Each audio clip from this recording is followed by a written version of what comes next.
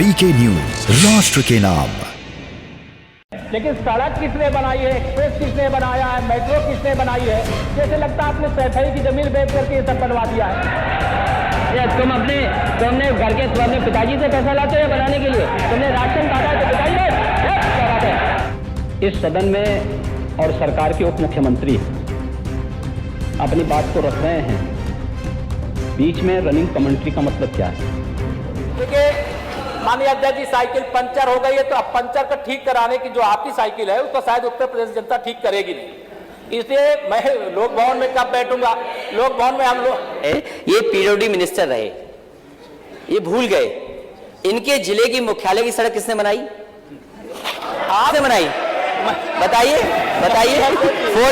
Four lane किसने बनाई बताइए? अध्यक्ष जी, मैं आप कृपया करके आपस में डिबेट नहीं करें। कृपया करके नेता प्रतिपक्ष पूर्व मुख्यमंत्री जी को ये बता दीजिए, ये 5 साल सत्ता में नहीं रहे, आगे 5 साल के लिए फिर विदा हो चुके हैं।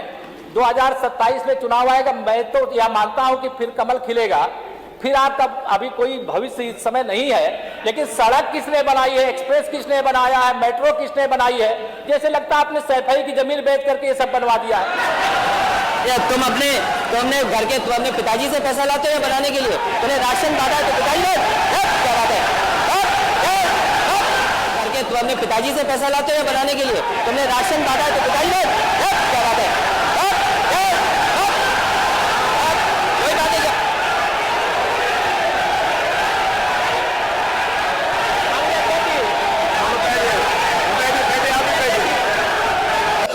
देखिए, लोकतंत्र में हर सदस्य को सदन में अपनी बात रखने का पूरा अधिकार है, और अगर आप कहेंगे तो कैसे इस बात की अपेक्षा रखते हैं कि इस पार से उसका जवाब नहीं मिलेगा?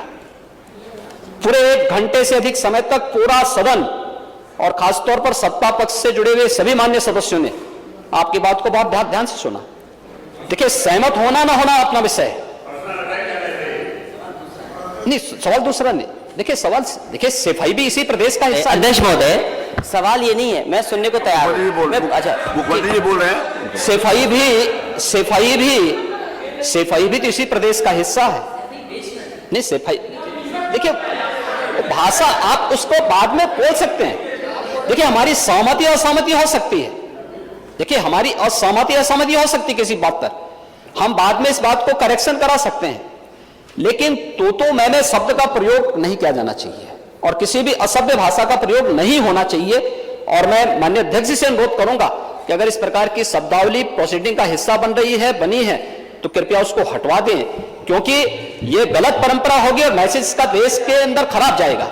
हमें हमेशा इस बात को ध्यान में रखना होगा, सदन की मर्यादा का ध्यान हर हाल में बनाए रखना होगा।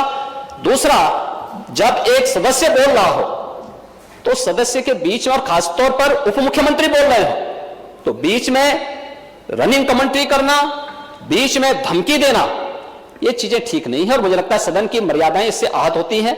कोई भी इसको नहीं स्वीकार करेगा और मैं विनम्रता से कहूंगा माननीय नेता प्रतिपक्ष को, उनका सम्मान है, वे सबसे बड़े विपक्षी दल के नेता हैं और मुझे लगता है कि इस मर्यादा की अपेक्षा केवल सत्ता पक्ष से ही न करें, विपक्ष भी उस मर्यादा का पालन करेगा तो दोनों का सम्मान बना रहेगा और ये सम्मान दोनों का बना रहे